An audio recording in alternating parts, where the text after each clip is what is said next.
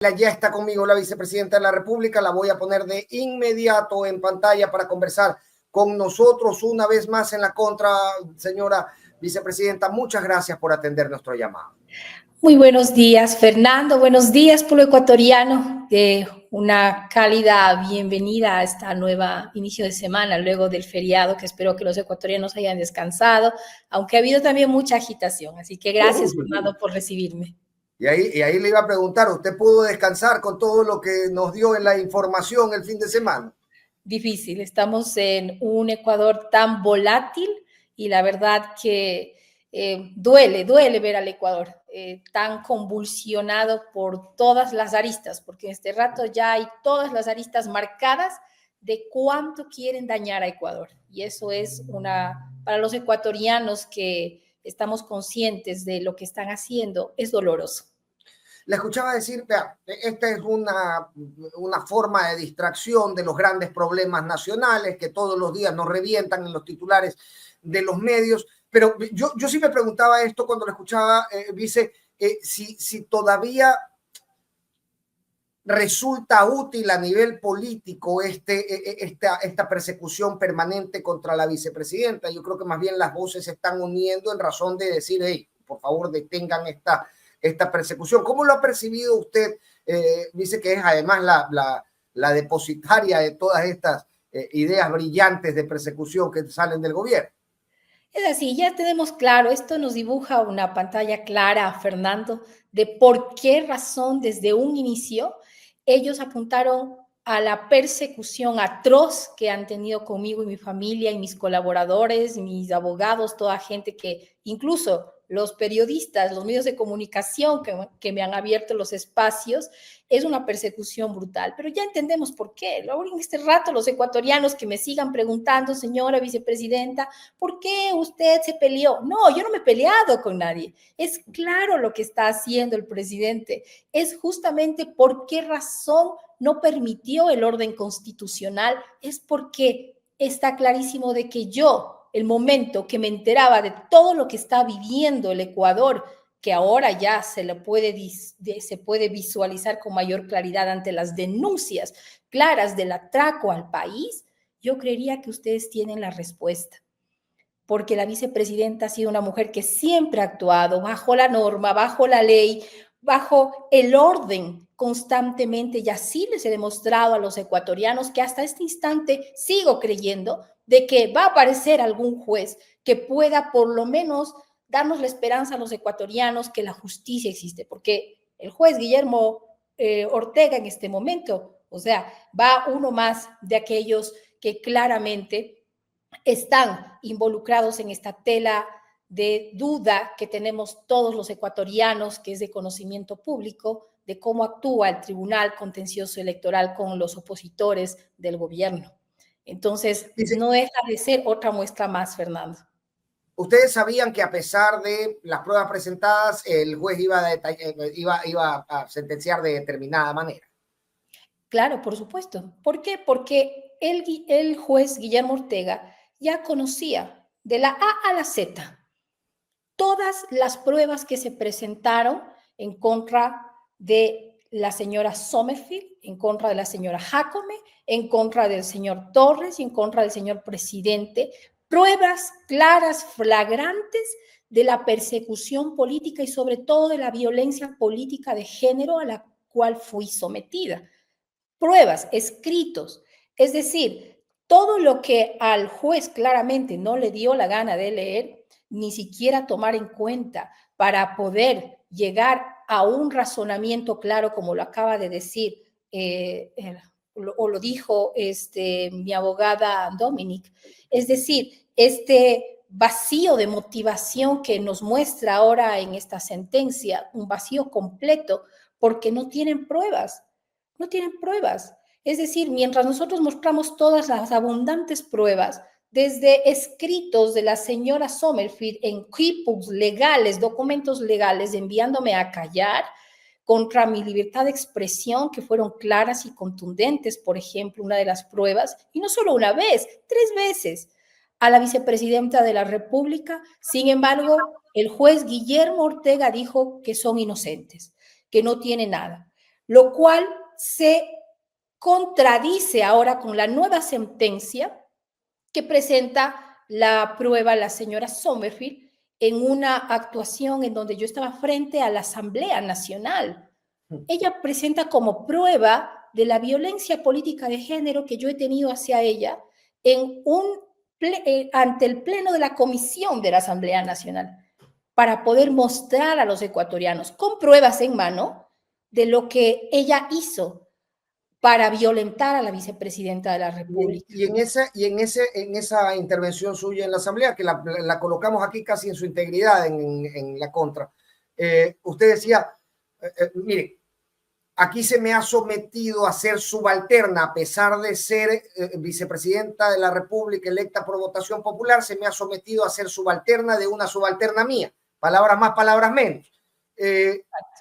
Y eso es lo que ha recibido y lo que ha capturado el juez Guillermo Ortega para sentenciar a la vicepresidenta de la República. Usted me dice, y la escuchábamos a Dominic decir, oigan, no hay mucho razonamiento, no hay mucha motivación, pero alguna motivación habrá. ¿Existe en la sentencia alguna forma, así sea, estirando el chicle, ¿no? que haga pensar que Guillermo Ortega ha tomado por buena esta prueba y en razón de ello sentencia con algún tipo de vinculación en la ley, por supuesto? Es que esto es el horror que tenemos cada uno de los que entendemos y los que entienden hasta la jurisprudencia, ¿no? Porque ha sido altamente cuestionado nuevamente por el sector jurisprudencial de la nación, del Ecuador. ¿Cómo puede haber emitido semejante sentencia? Y la multa a la cual se atreve, obviamente, a hablar un juez, que también sea paso también, y digámoslo, porque esto los ecuatorianos saben y es de conocimiento público, este presunto involucramiento que él tiene en el caso Plaga, ¿no?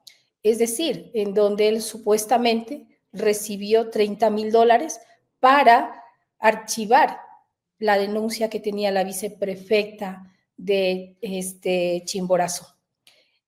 Cosas que nos dejan a nosotros pensando, ¿no es cierto? O sea, ¿cómo no? Si el objetivo claro y el primer objetivo de este gobierno es cortar la cabeza e ir y golpear a la vicepresidenta sin entender que el que golpea a la vicepresidenta está golpeando el orden constitucional, y el orden constitucional hace que los ecuatorianos justamente podamos vivir de manera equilibrada. Han abolido el orden constitucional, por lo tanto estamos viviendo lo que estamos viviendo. El caso de Campos Hacha es gravísimo, lo que está aconteciendo en este momento. Pero si hubiera habido una persona que podía haber puesto un pare y un alto a este abuso del poder nuevamente, es justamente lo que los ecuatorianos hoy estamos lamentando, porque ante lo que se está viviendo, ¿qué es lo que podemos hacer los ecuatorianos?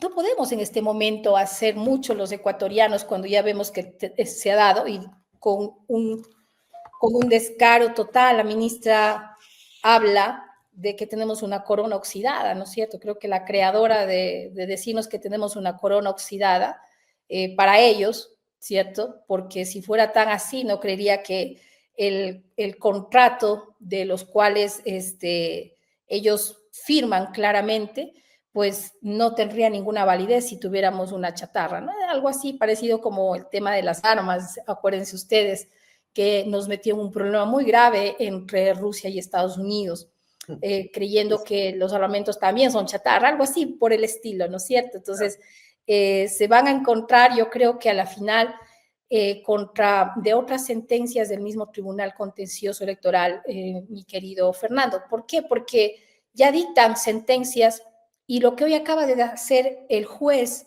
Guillermo Ortega es ir en contra de esas sentencias que ya están, que han dejado precedentes, ¿cierto?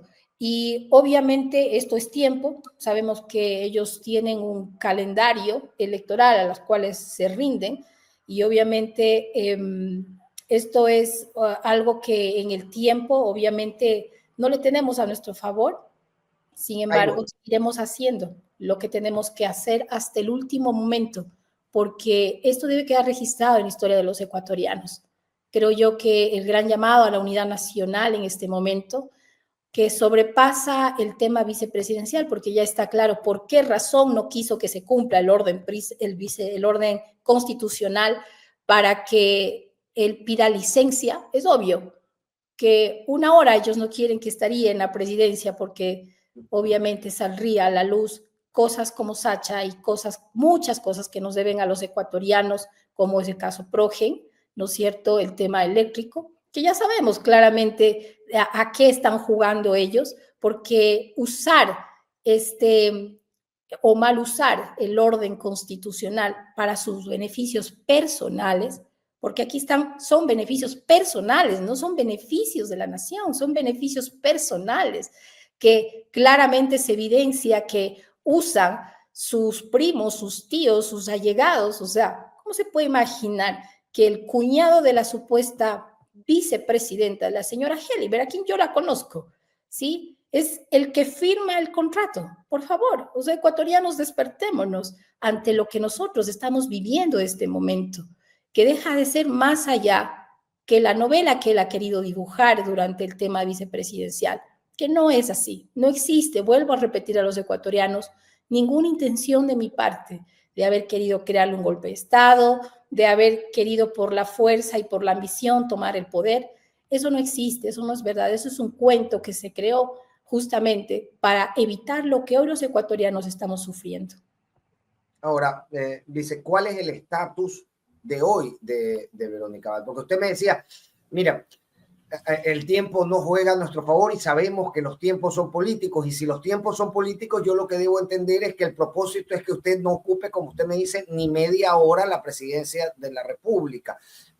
Si uno toma el proceso, las posibilidades que ustedes tienen a nivel jurídico en este momento y las mide con un calendario, es eso lo que va a pasar, es eso lo que probablemente suceda, que en la segunda vuelta tengamos nuevamente en esta disputa de si es o no es un presidente que nunca pida licencia y que, digamos, aproveche la majestad del cargo para hacer campaña. Ese es el propósito. ¿Están cerca de cumplirlo? Están cerca de cumplirlo porque se supone que esta sentencia a la apelación sube, ¿no es cierto?, hacia, digamos, el pleno del Tribunal Contencioso Electoral. O sea, vamos a tener 5 jueces que van a decidir sobre eso. Ahora la pregunta es, ¿están todos a favor de esta injusticia? Porque claramente es una injusticia y ellos van a tener que esperar porque, como le he repetido varias veces en diferentes medios de comunicación, el juez Guillermo Ortega está en observación por organismos internacionales de justicia, por sus actos, ¿cierto? Por sus actos. Ahora, yo pregunto a los 5 jueces que van a estar ahí en el tema, ¿van a dar paso a una injusticia clara, flagrante, sobre todo cuando ya hay una sentencia de la Corte Constitucional que les dejó muy claros que el presidente y el vicepresidente no pueden ser destituidos como si fuéramos cualquier otra autoridad colocada o delegada puesta para servir a los ecuatorianos? No, el presidente y el vicepresidente tienen que moverse a través de lo que indica la Constitución, y la Constitución nos lleva claramente al artículo 145 de las formas y maneras que tanto el presidente como el vicepresidente pueden ser destituidos o pueden ser cesados de sus funciones. No hay a dónde perderse. Sin embargo, el juez Ortega hizo todo lo contrario de lo que la Corte Constitucional avisó. Ahora la pregunta es, ¿los 5 que van a conocer en el Pleno van a hacer lo mismo? Estaríamos ante un claro, evidente golpe de Estado que estamos viviendo los ecuatorianos, un Estado fallido, vuelvo a repetirlo. Si no somos conscientes de eso los ecuatorianos, vamos a perder el país. ¿Cuáles son los tiempos de esa apelación? Porque tenemos apelación, ampliación y aclaración. ¿Cuáles, digamos que en su equipo jurídico, cuáles son las fases que se han determinado cumplir, digamos, para luchar contra esta carrera, contra el calendario, si se puede? Porque al final del día pues, se busca una vicepresidenta en pleno ejercicio de sus derechos políticos y de sus atribuciones constitucionales. Así es. De acuerdo a los tiempos que se miden en el calendario, parece que actuaron anticipadamente en estos cálculos, ¿cierto? Porque a nosotros nos da tranquilamente los días para la apelación y para el tema de aclaración que se va a poner, ¿no? O sea, si llegamos antes de que inicie la campaña política.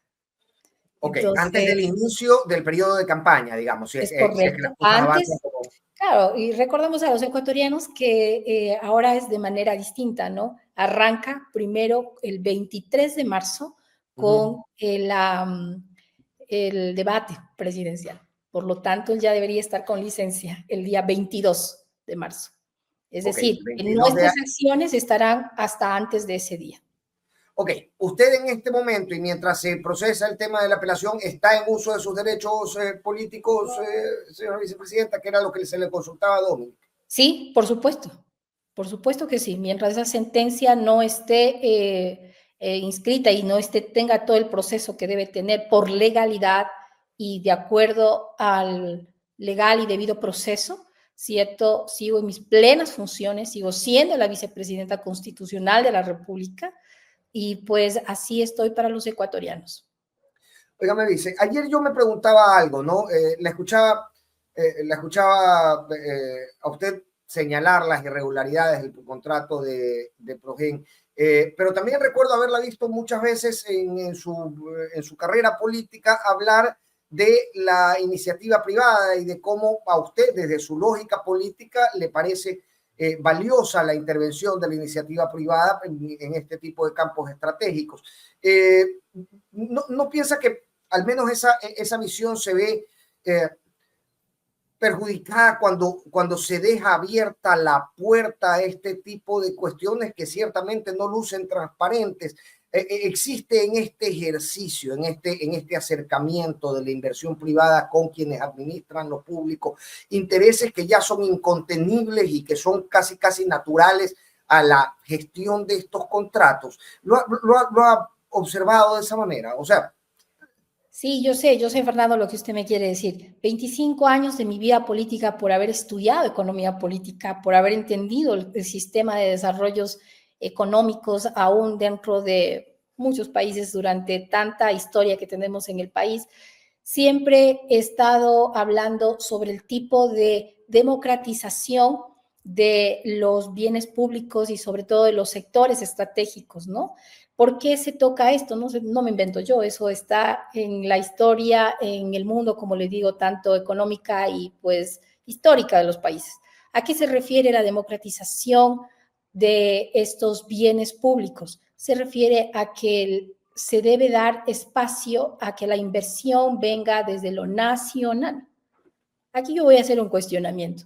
¿Por qué necesariamente tenemos que entregar a países de fuera o supuestamente empresas que vienen de afuera? Esta empresa es una empresa venezolana creada en Canadá. Empecemos por este punto específico de Sacha, ¿no? Posterior a ello, siempre he cuestionado por qué razón no permite que la privatización sea enfocada hacia los mismos ecuatorianos. Ayer yo leía, y puedo dar nombres y apellidos, pero ayer leía muchos ecuatorianos que cuestionaban y decían, si Sacha está en peligro, si es una corona que no sirve, yo como ecuatoriano quisiera dar a Sacha para que se levante. Yo quisiera invertir en Sacha para que Sacha se levante y pueda salir de esto. Y este modelo económico fue aún usado en Gran Bretaña. La privatización hacia los ciudadanos. Esa es la verdadera privatización, porque el petróleo pertenece a los ecuatorianos. No pertenece a otras personas, sino a nosotros los ecuatorianos. El modelo de privatización al que siempre me he referido es privatizar hacia los ecuatorianos. ¿Qué ecuatoriano no quisiera en este momento? O mejor dicho, ¿por qué no se abre ventas de las acciones hacia los ecuatorianos? Hacia la empresa ecuatoriana, hacia usted, hacia mí, hacia las personas que quisieran salvar a Sacha si está tan comprometido Sacha, supuestamente ya tan oxidada que según la ministra lo dice.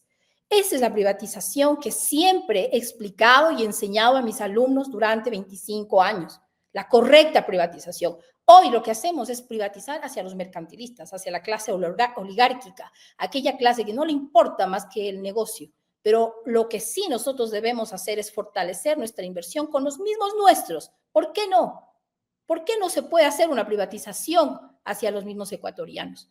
Que aquí mismo se quedarían, ¿no es cierto?, aún la inversión que se está cuestionando en este momento. Entonces, formas, por supuesto que hay formas de celebrarlo. Así que sigo manteniendo mi coherencia política, mi coherencia de propuesta que lo he hecho tanto tiempo, ¿sí? Y este tema de democratización de muchos bienes públicos funcionaría mucho mejor si nuestra inversión tendría aquí mismo los ecuatorianos, que somos los dueños de nuestra patria. Oiga, me dice, y a usted la llaman y le dicen, oiga, alerta con tal cosa, alerta con cual otra, ¿no? Usted está en el universo de la política y es un personaje antagónico a los intereses del gobierno nacional. ¿Cuáles son las cosas que más le han alertado de este contrato en concreto? Vamos a dejar por el momento afuera lo de los chalecos de cartón y por el momento afuera Progen. Vamos con el último de los escándalos que envuelve al gobierno, que es justamente este de la privatización o el contrato de participación otorgado en concesión a Sacha. Le han hecho, a lo largo del proceso de contratación, le han hecho algunas alertas. Oiga, dice, mire lo que está pasando. Sí, por supuesto. Nos han llegado claramente del señor Almeida, por ejemplo, conocedor, y yo hago caso siempre a los técnicos, a los que conocen, a los que entienden. Abro oídos no al chisme, abro oído a lo técnico, a quien es especializado en el tema para poder vislumbrar cuál es la verdad, cuál es lo mejor para los ecuatorianos, porque si esto fuera mejor, lo mejor para los ecuatorianos, tendría dos características y dos valores grandes, la verdad y la transparencia. Y eso es lo que carece Sacha. A tal punto que la misma ministra niega haberlo firmado cuando ya lo firmó. O sea, la falta de transparencia, la falta de verdad, obviamente nos hace pensar pues, que no está un contrato de esa magnitud justamente beneficiando a los ecuatorianos. No, está por muy lejos de eso. Ahora, técnicamente, lo que nos han compartido aún dentro de denuncias para que podamos estar al tanto de lo que se estaba pretendiendo desde hace meses, el tema de Sacha, tanto así que el mismo presidente hace una pregunta a la candidata anterior sobre Sacha. O sea, a ver, ecuatorianos, despertémonos dónde estamos en este momento, y son los técnicos los que han definido, y son los técnicos los que están hablando, y son los técnicos que nos dan la luz para nosotros políticamente poder disuadir qué es lo que está mal en este momento, que se le ha llamado tanto tiempo a la corrección, porque esto no se trata de violentarnos o insultarnos, porque ya veo que la ministra lo que hace cuando no le asiste la razón ni los números, insulta. O sea, quiere decir que ya hemos perdido toda noción de hacer política. Y la política pública no se hace insultando, la política pública se hace pensando y mirando obviamente qué es lo mejor para los ecuatorianos. Y eso es lo que vemos que carece este gobierno, lamentablemente, porque siempre se les está llamando a conversar, siempre se les está llamando a reflexionar, siempre se les ha estado llamando a ellos a que paren, a que puedan comunicarse y hacer una gran unidad nacional, a la cual ha sido rechazada completamente por fantasmas en la cabeza que tienen. Pero ya sabemos por qué tienen fantasmas, porque sus pretensiones son personales y no nacionales. Me decía Javier Flores el día viernes que estuvo aquí conversando conmigo, me decía, mira, una de las deficiencias más profundas de Daniel Noboa como presidente de la República, ya a nivel político y comunicacional, es que ha inventado, se las ha agenciado para inventar el antinovoísmo antes que el novoísmo. Lo que quería decirnos Javier es que es un gobierno que carece de propuesta política. Y ahí va la pregunta, ¿usted logra identificar una política pública, lo que realmente es una política pública en alguno de los campos estratégicos? Hoy por hoy se habla de petróleo, se habla de energía, se habla incluso en temas de riesgos que han estado tan vigentes en los últimos días. Usted logra identificar políticas públicas, así no nos gusten, así nos desagraden, que puedan ser calificadas como políticas de Estado. No, la verdad, no. Y siempre he sido clara, no es porque ahora me pregunta Fernando ni porque estamos pasando, siempre he sido clara. Hay un vacío completo desde el instante en el que no se le cumplió a los ecuatorianos la propuesta de trabajo, porque eso sí tenía sentido. porque eso estaba amarrado a un proceso de transición para poder ejecutar en lo posterior algo mayor que se necesita a los ecuatorianos, porque es un periodo de transición y eso estaba clarísimo. Por eso yo siempre me he referido que el presidente de la República no cumplió a los ecuatorianos lo que estaba hecho. Y lo que ha hecho fuera de ese contexto de promesa a los ecuatorianos es lo que nos está llevando al caos.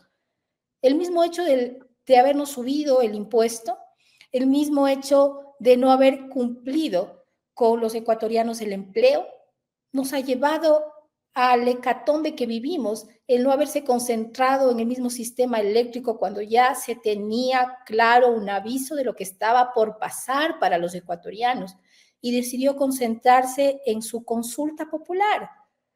Es decir, ha venido, yo lo que digo, siempre digo, esta es la característica de los líderes, el líder que escucha, el líder que está consciente de que la oposición es sana, es beneficiosa, porque lo que hace una oposición de propuesta es hacer que nosotros hagamos lo mejor.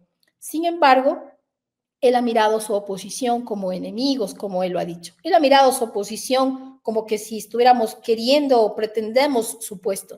La oposición está justamente para pedir que deben cumplirse las promesas que a los ecuatorianos se los dieron. De eso se trata la política. Hoy el presidente de la República claramente no tiene una propuesta ni un programa político, nuevamente, no lo tiene. Lo que pretende es continuar, porque eso ha dicho, como no reconoce que ha hecho mal, entonces obviamente lo que ha estado haciendo está lindo para los ecuatorianos y eso es lo que va a seguir haciendo. Entonces, y dentro del gobierno, ¿cómo funciona la cosa? Porque a mí lo que me parece es que se le está desbordando en un montón de lugares la gestión, ¿no? Estamos hablando de el tema de Petronovoa, estamos hablando del tema de del contrato de los chalecos, estamos hablando ahora del tema de la concesión y tantos otros temas que han venido surgiendo, que hacen pensar o hacen plantearse si existe o no un control de Carondelet en todas las gestiones de gobierno, si es que existe esos niveles de comunicación que uno espera que existan en los organismos de gobierno o entre las personas que conforman el gobierno. Bueno, en realidad no hay conciencia. Yo no he visto hasta este momento ningún ministro de gobierno, aparte de perseguir a la vicepresidenta, ¿sí? Realmente plantear claras propuestas, al menos en su lugar y en su función. Ejemplo, la ministra de Trabajo. ¿Qué está haciendo la ministra de Trabajo? Se ha pasado casi un año persiguiendo a la vicepresidenta y obviamente incumpliendo y dando shows. ¿Y qué es de lo verdaderamente funcional en el Ministerio de Trabajo? ¿Lo ha cumplido? ¿Lo ha hecho? Aquí tenemos un problema enorme con el tema de CNEL. ¿Cuántos miles de trabajadores están ahí en este momento que ya me han hecho llegar muchas de las denuncias de los trabajadores que existen ahí? De lo que se está en este momento queriendo hacer con trabajadores, no que ganan $13,000.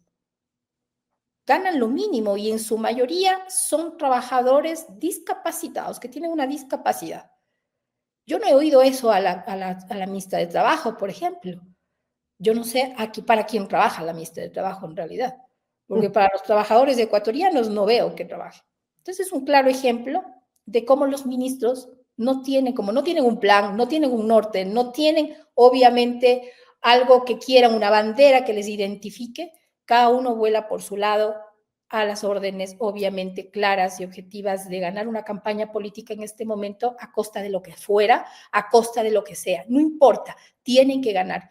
Esas palabras nosotros ya las hemos escuchado muchísimas veces en líderes que han sido presidentes y claro, llegan a la presidencia y justamente son un desastre porque no han tenido ni una planificación, un programa político, peor, una clara propuesta para los ecuatorianos.